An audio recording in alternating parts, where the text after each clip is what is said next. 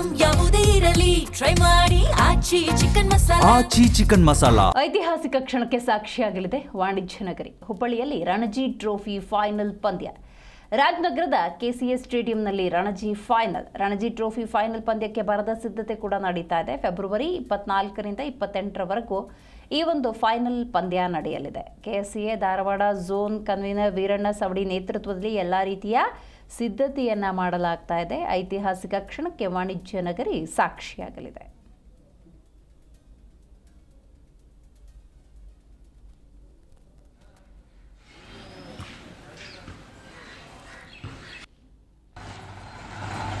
ಇದೇ ಪ್ರಥಮ ಬಾರಿಗೆ ಹುಬ್ಬಳ್ಳಿಯಲ್ಲಿ ರಣಜಿ ಪಂದ್ಯ ನಡೀತಾ ಇರೋದು, ಫೈನಲ್ ಪಂದ್ಯ ನಡೀತಾ ಇರೋದು. ಎರಡೂ ಟೀಮ್ಗಳ ನಡುವೆ ರೋಚಕ ಹಣಾಹಣಿಯ ಲೆಕ್ಕಾಚಾರ ಕೂಡ ಇದೆ.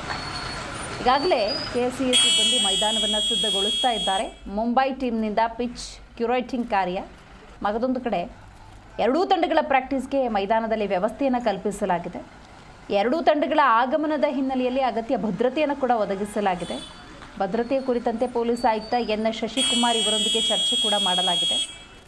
ಈ ಹಿಂದೆ ಹಲವು ರಣಜಿ ಪಂದ್ಯಗಳು ನಡೆದಿದ್ವು, ಆದರೆ ಮೊದಲ ಬಾರಿಗೆ ಈ ಮೈದಾನದಲ್ಲಿ ಫೈನಲ್ ಪಂದ್ಯವನ್ನು ಆಯೋಜನೆ ಮಾಡಿರೋದು. ಹಾಗಾಗಿ ಈ ಭಾಗದಲ್ಲಿ ಕ್ರಿಕೆಟ್ಗೆ ಒಂದು ರೀತಿ ಬೂಸ್ಟ್ ಕಿಕ್ ಸಿಕ್ಕಂತಾಗಿದೆ.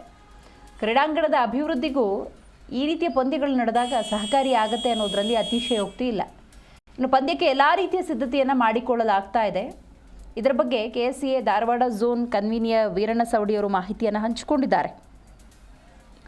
ಇನ್ನು ತಮ್ಮ ನೆಚ್ಚಿನ ಆಟಗಾರರ ಆಟವನ್ನು ಕಣ್ತುಂಬಿಕೊಳ್ಳೋದಕ್ಕೆ ಹುಬ್ಬಳ್ಳಿ ಜನ ಕೂಡ ತಮ್ಮ ಸಿದ್ಧತೆಯನ್ನು ನಡೆಸಿದ್ದಾರೆ.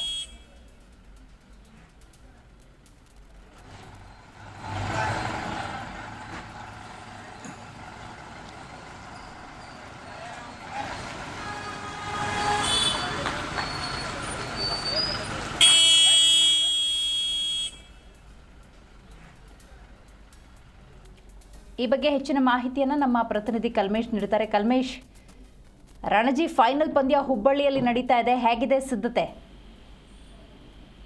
ದಿವ್ಯಶ್ರೀ, 11 ವರ್ಷಗಳ ಬಳಿಕ ಹುಬ್ಬಳ್ಳಿಯ ರಾಜನಗರದಲ್ಲಿರ್ತಕ್ಕಂಥ ಕರ್ನಾಟಕ ಕ್ರಿಕೆಟ್ ಅಸೋಸಿಯೇಷನ್ ಸ್ಟೇಡಿಯಂನಲ್ಲಿ ರಣಜಿ ಪಂದ್ಯಕ್ಕೆ ಈಗಲೇ ಸಕಲ ಸಿದ್ಧತೆ ಮಾಡಿಕೊಳ್ಳಲಾಗಿದೆ. ನಾಳೆಯಿಂದ ಹಿಡಿದು 28ನೇ ತಾರೀಕಿನೊಳಗೆ ಈ ರಣಜಿ ಪಂದ್ಯ ನಡೀತಿರೋದು. ಈಗಾಗಲೇ ಅಗತ್ಯ ಸಿದ್ಧತೆಗಳನ್ನ ಮಾಡಿಕೊಳ್ಳಲಾಗ್ತಿದೆ.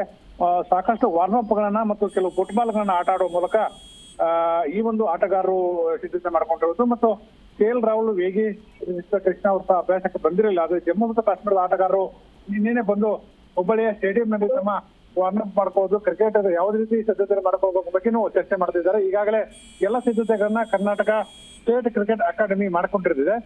ಈಗ ಕೆಲವು ಹೊತ್ತಿನಲ್ಲಿ ರಣಜಿ ಪಂದ್ಯದ ಪ್ರಮುಖ ಆಟಗಾರರು ಜಂಟಿ ಸುದ್ದಿಗೋಷ್ಠಿಯನ್ನು ಉದ್ದೇಶಿಸಿ ಮಾತನಾಡಿ ಯಾವ ರೀತಿಯ ಪಂದ್ಯಗಳನ್ನ ಆಡಲಾಗ್ತಿದೆ, ಪಂದ್ಯಗಳ ಉದ್ದೇಶ ಏನು, ಪಂದ್ಯಗಳನ್ನ ಎಷ್ಟು ಹಂತಗಳಲ್ಲಿ ಮಾಡಲಾಗ್ತದೆ ಎಂಬ ಬಗ್ಗೆ ಮಾಹಿತಿ ಕೊಂಡಿದ್ದಾರೆ. ದಿವ್ಯಾ, ಥ್ಯಾಂಕ್ ಯು ಮಾಹಿತಿಗಾಗಿ ಕಲ್ಮೇಶ್.